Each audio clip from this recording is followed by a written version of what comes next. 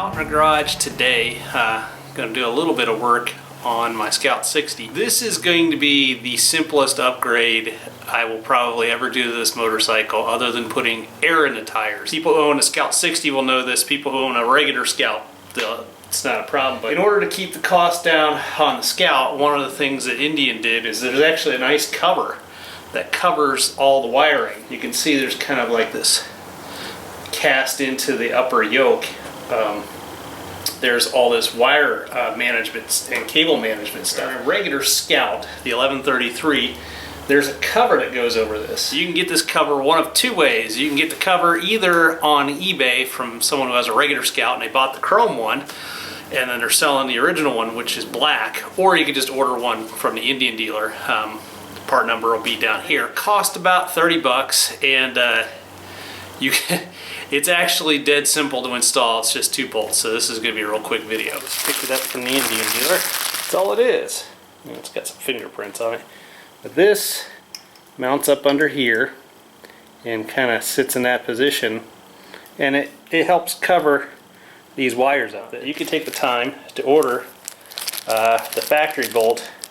I'm going to save you the time and hassle. The bolt that is used to mount this cover, or the cable cover, it's an M6 by 1.0, or that's the thread pitch on it. So you just need M6 bolts. It doesn't even have to be an Allen cap screw. You can just go to the hardware store and get yourself an M6 by 1.0 thread pitch, about 12 to 14 millimeters long, or you just order the Allen screws.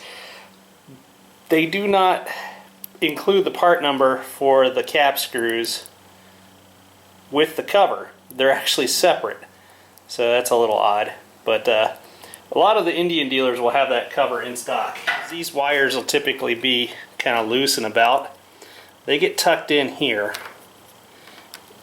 and then there's just 2 little bits in the casting under here that locates on, and that's it. Couldn't be easier. Hardest part is getting your big fat fingers up in there. So once you got them in there finger tight, you just leave a little bit of slack on the cover. Make sure you're cool and happy with where the wires are routed, and then just tighten it up. Pretty easy stuff. There's no need to lean on these. See, the reason why I kept it loose at first was just so I'd make sure I wasn't going to pinch either the brake cable or the clutch cable. And just run that dude up in there. Now I added on mine a flat washer and a split washer, just so I knew that it was going to be, I have to worry about it vibrating loose. But it is a steel bolt going up into an aluminum housing, so don't reef on it, because you can strip it out. Use some quick detailer. This stuff is awesome. I love it. It's a quick way to get bug guts and clean my prints off and all that jazz. And admire my handiwork. Does a really good job of containing the brake hose and the clutch cable. And anytime you mess with the way the cables are routed, you always want to move your handlebar lock to lock.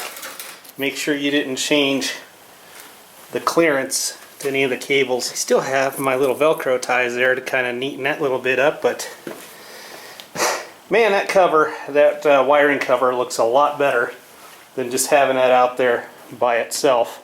Totally worth 30 bucks. Hell, I would have paid the 30 bucks on the bike to begin with, even if it was a dealer markup, just to have had that right from day one.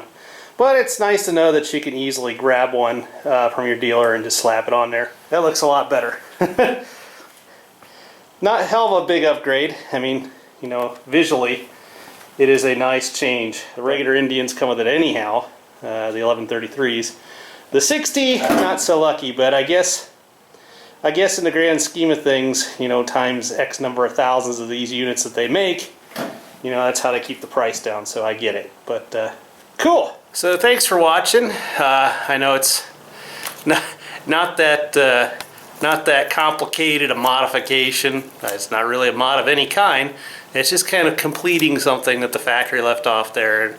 You know, I know they're trying to save money on the cost per unit, and that keeps the price down. I mean, so I'm not going to bitch too much about it. Plus 30 bucks, about 50 cents for the screws and washers and whatnot.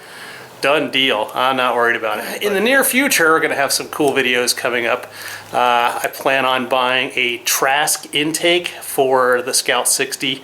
I'm going to put a Power Commander 5 on the bike, and I'm also going to do a Bassani 2-in-1 long black exhaust. So some pretty cool mods. Actual mods that should give us some performance increases on the Scout 60. Anyhow, thanks for watching. Ride safe.